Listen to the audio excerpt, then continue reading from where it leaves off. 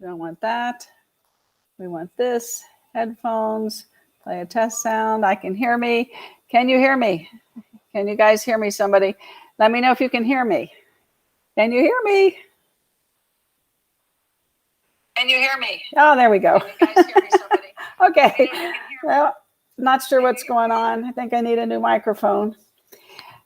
Mari Smith always said it's good to have two of everything, and that she told me in January, and I still haven't done it. So, there we go. Hi, Sandy. Sandy's watching. Hi, Sandy. Sandy's in Italy and watching from way over in Italy. Well, let's talk about what's going on here in the market. Let me slide myself down here. Hi, Karen. Morning. Good to see Karen. Hi, Karen. Good to see you, dear. Yes, so we have 24 days of inventory. We're going to talk about that in just a minute. Is that good, the bad, or the ugly? We have sold 2,000. Good morning, Frank. Good morning. Love my peeps. Thank you for showing up. We have 2,372 condos, single-family homes, and townhomes available. And that's, we're selling about 125 homes a day in July.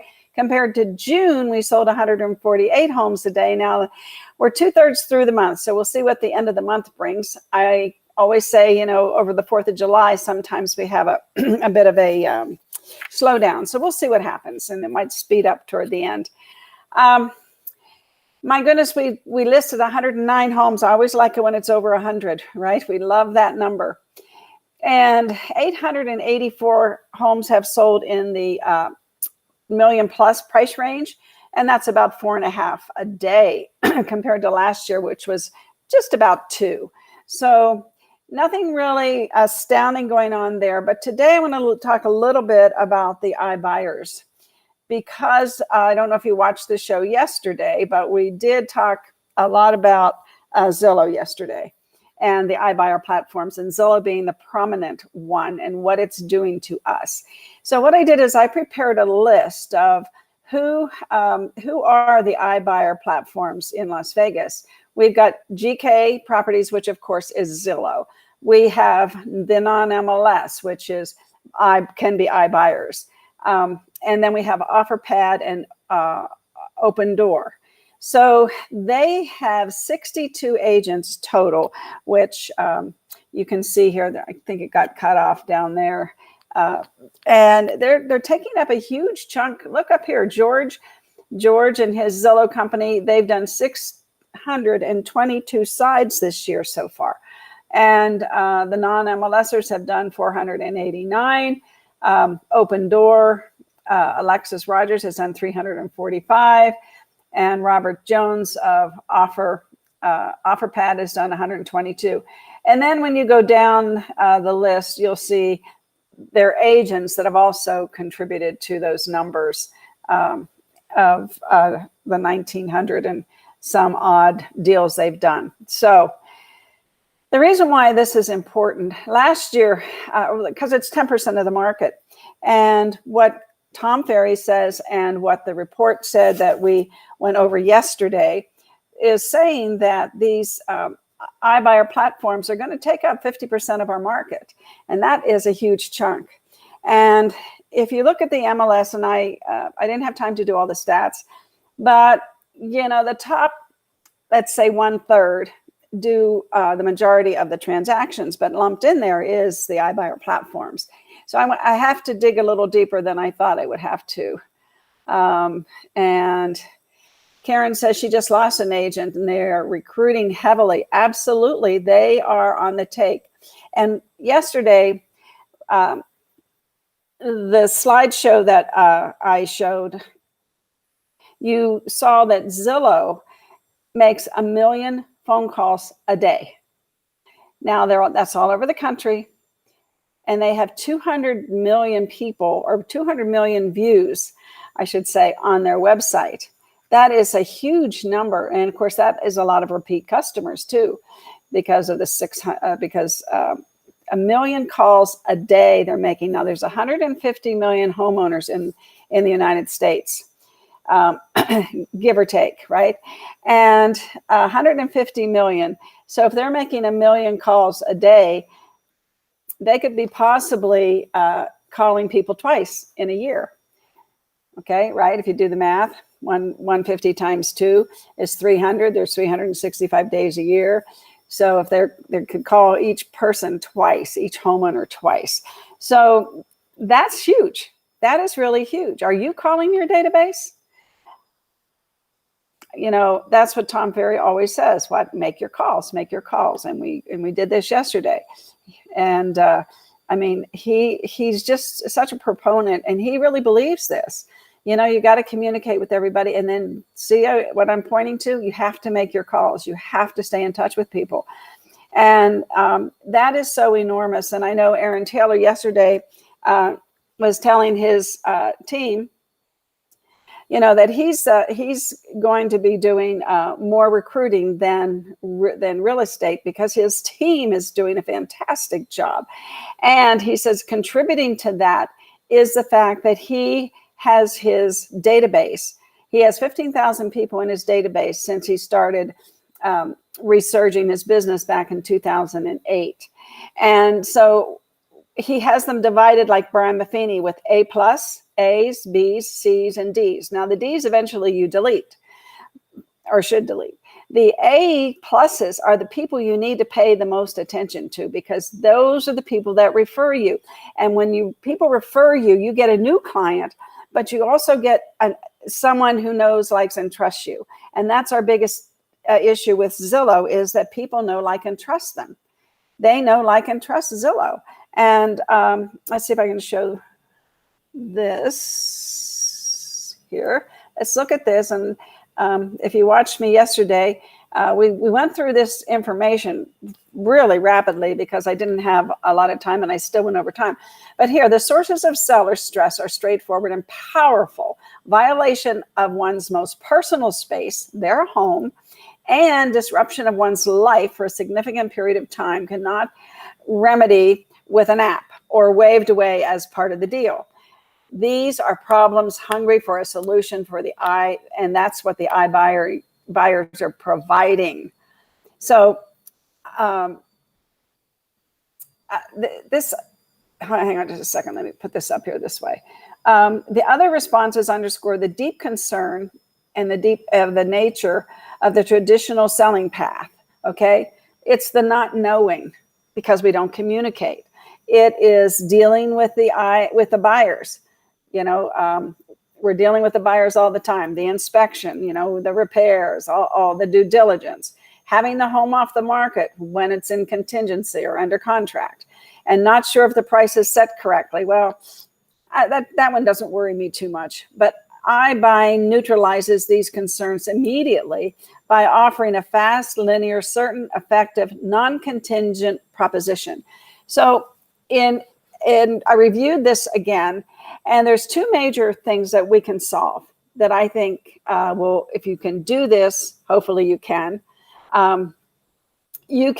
definitely keep your business going, because these guys are coming after us. And just like I said, Richard Barton started Expedia. He put airline reservationists out of business. He sat on the board of directors of Netflix, and away went Blockbuster, right? And then came the streaming. This has been his plan for 12 years, in my opinion, because everything that he's done has led in this direction. And if you've taken my social media class, I begged and pleaded and preached basically to everybody that took my class that this was going to happen. And I'm a computer geek. I can see what he was doing, and he's going to continue. And so now I'm going to tell you two ways that you can keep your business and keep our industry, at least 50% of it, because Tom Ferry's going to tell you in 3 to 5 years, you're going to be paying referral fees to these people if you don't make your calls and keep your database alive. And so here's the two issues. And I talked to Sheila Merrill this morning and Mark. Mark is on Aaron Taylor's team, and Sheila is the lending lady. And so I said, here's the two issues.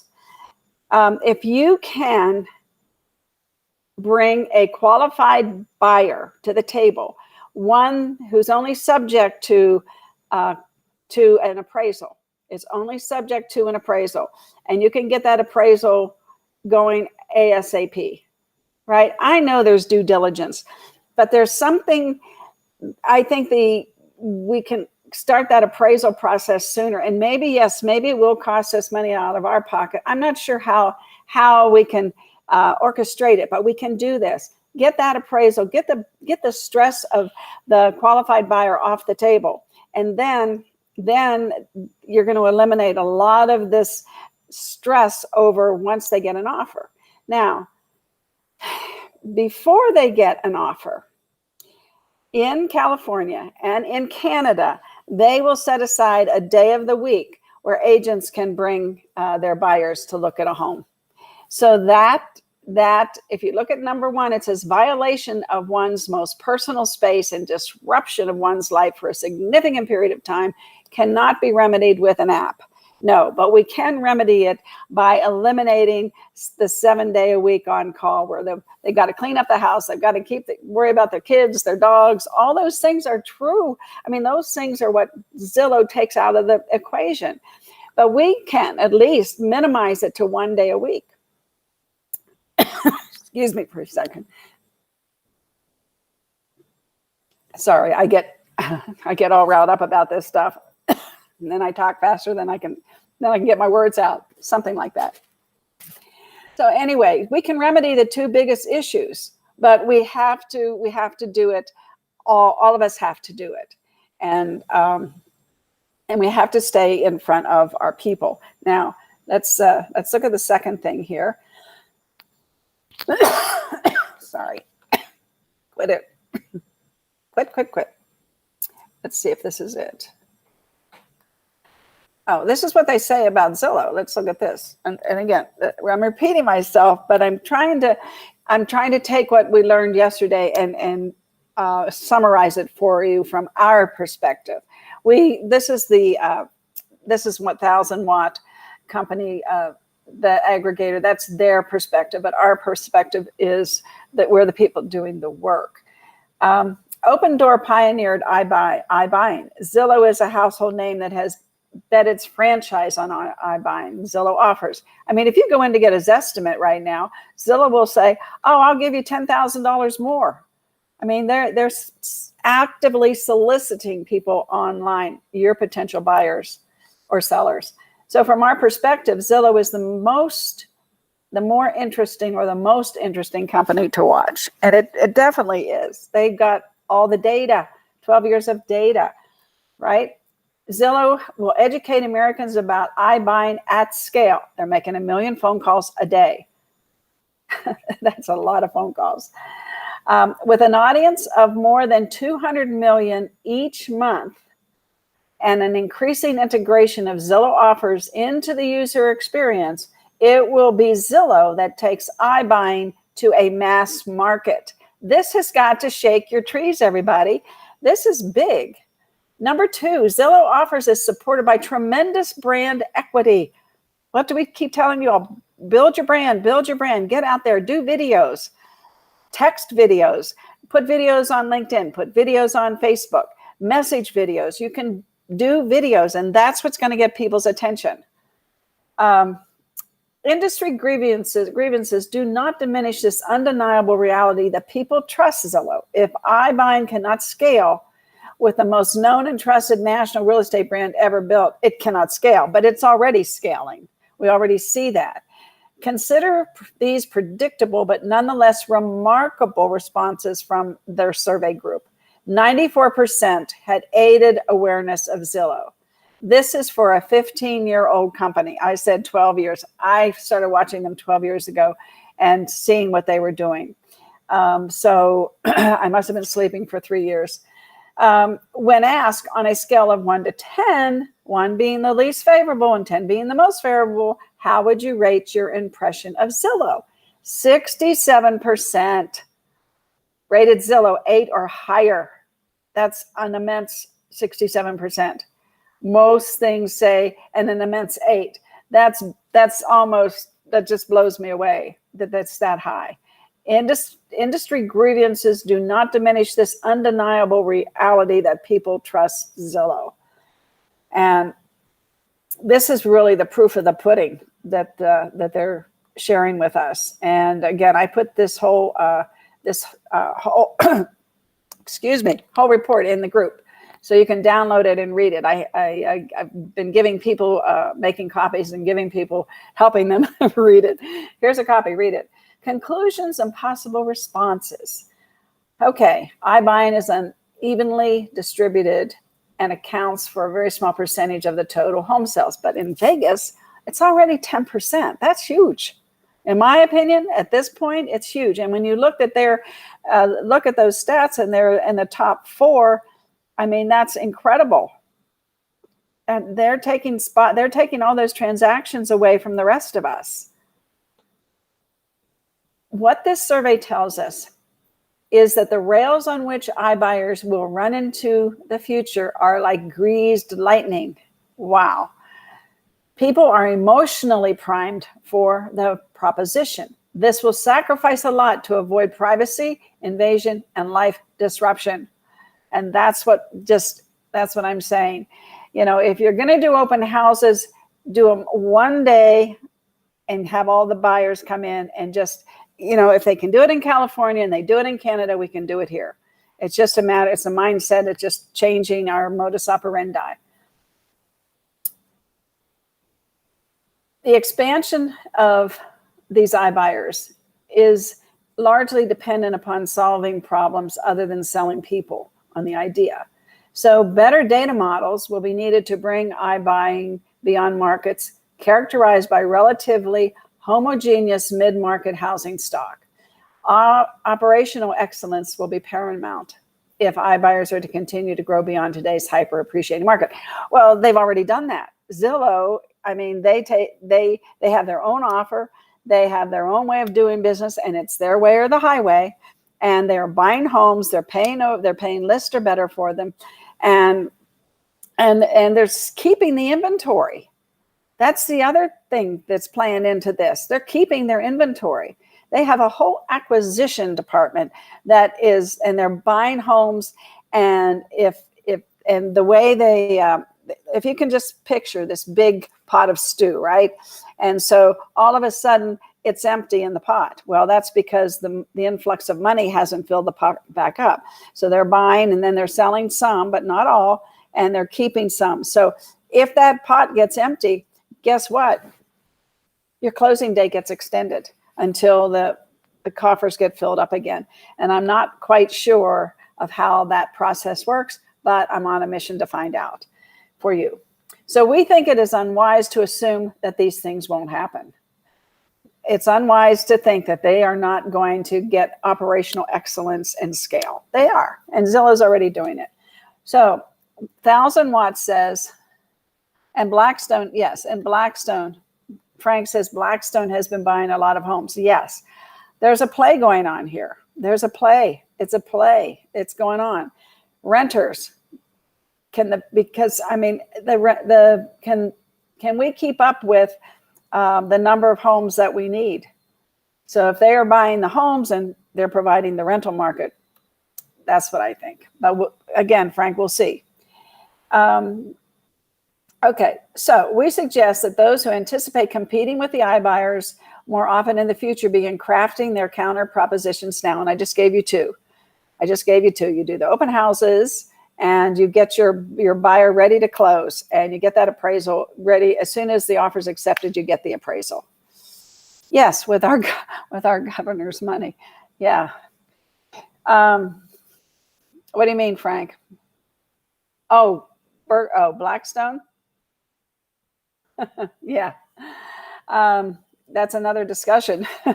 I told you need to come on my show. So what is your response, and how can you address these concerns meaningfully? What needs to change in your customer experience so that these things can cause stress can be mitigated? Well, I just said the appraisal, take the stress out of it. Open houses once a week, all the agents bring their buyers. We think any strong response must go beyond financial or dueling net sheet argument. Yeah, I agree. As the results, but we're not going there. As the results above show, plenty of people are willing to give up a market price if they can gain speed and certainty. Remember, 5 to 10% they'll give up on money. And the market versus iBuyer price gap is likely to continue shrinking. And I said this years ago, and I said it yesterday. I knew that they were going to lose money for 3 years while they built a brand and a process, and that's what they did. And they got brand recognition for what they were doing, which is getting it, interloping into our business. We expect the traditional selling path to remain viable for years to come. That's us. Yes, they think that we're not going away, but we also expect its dominance to diminish as people become more familiar with this new way. Now, what's years to come? Tom Ferry says 3 to 5. I say 2 to 3. But I see technology, and I see what Zillow's platform is. It's a snowball, and it's going downhill fast, and it's gaining more speed, and it's getting bigger. And we can't stop it unless, we can protect a portion of our business, but we're going to lose probably 50% of it. Those that wish to participate in this future should begin planning for it in the present. So there you go. And I want to just mention one other thing, that somebody said, oh, we need more inventory. We need more inventory. Well, that's a double-edged sword, everybody, because Zillow's one. If we get to the point where we have 30 days of inventory, and the average time to close goes back 30 to 45 days, that gives Zillow another inroad to say, hey, the average deal closes in 30 days. I can close you in much shorter period of time. So that's where that's headed, in case you didn't know that, right? So I don't know how good it is to have a lot of inventory. I'm going to go see real quick if I can find another slide I wanted to show you today. Whoops, went the wrong way. There we go. Let's see here. Hang on, everybody. I've got something to show you, I think. Where did it go? I have the chart. Well, here it is. Hang on, let me save it, and then we will look at it. Okay, let me save it. Love technology. Hang on, everybody. I'm going to go upload it. Okay, here it comes. We'll hide this baby, and we'll show you this. So let me put myself down in the corner. Okay. What I did is I took the past 5 years. I went into the MLS and did this stat report. And this is for single-family homes. We just hit $399 median price in June. And that was the second thing I wanted to share with you in the show today, that we've hit the $399 in June. Not happy about that at all. I'm going to post, I've got a couple charts I'll post in the group for you to look at. Hopefully, if there's any positivity to the increased number of days of inventory, it will be that we back down a little bit on the high prices. And I said yesterday, this isn't good for us, and it's not good for, it's good for Zillow. It's not good for us. Yeah, they reduced our commission to what, I guess I can't talk about commission according to Jimmy, but they reduced our commission a little bit. So the home prices have gone up. So maybe it doesn't look like we took such a financial hit on our compensation. However, if the prices keep escalating, we're going to put too many of our own buyers out of reach. And I believe, excuse me, I believe that if Zillow will pay these higher prices, that's what I believe. That's my point. But our own buyers, we're going to get kicked out of the market. First-time home buyers already have, as you know, a lot of them. So there's a lot of dynamics going on right now, everybody, and we need to stay on top of it. And I do my stats all the time, and I keep telling you, at least there's turnover. There's turnover. But when you look at these numbers here, let me hide this and let me go back here. when you look at this, I mean, and you look up here, you see all these deals, the top 10, let's see the top, let's look at the top, the top 5. Now they got Ricardo up there with Zillow. The top 5 in our MLS are the iBuyer platforms. I mean, they're just, they're doing a number on us. And if you put, now what I did is I did this by agent, but if you put this and group Zillow as 1, they're number 1. These first 4 keep vying for the top 4 places. I'm going to post this. You can see who your real competition is. And if you get offers from any of these 62 people, or you're up against these people, that's who they are. They're the iBuyers, and they're doing tremendous volume. Now their price point, Zillow's price point went up to average. Well, on this one, it's $334. However, let me show you for just a second. I got 1 minute. Let's look at, let's see, where did I put that? Hang on, everybody. I want you to see this. Let me find it. Oh, I didn't keep it. I didn't keep it today. I'll show you tomorrow. When you group the iBuyers, that's what I did to show you all the agents. But tomorrow I'll show you when you group all the iBuyers, how strong they are. Just huge. And I love you all. I hope you have a wonderful day. We have our goals are to change the way we do business and make it a much better experience for the sellers. And then we have to learn how to verbalize that, and we all have to say we're going to bring qualified buyers so that we take the stress out of the deal. We're going to get the appraisal right away. We take the stress out of the deal. And then when you're just getting the listing, you'll say, we'll do open houses once a day to take the invasion of privacy off the table, and make it a much better experience for you. The thing we can't argue with anymore, everybody, is price, because they're coming in and they're buying these homes and selling these homes at the median price, at the going rate. So if you don't see that this is a problem, please read the report and think about everything. There's only 15 pages in that report. Think about it. It's already happening. This report came out a couple weeks ago.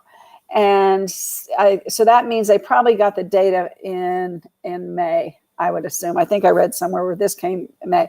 This snowball's moving quickly. And I'm just imploring you all, get your database together.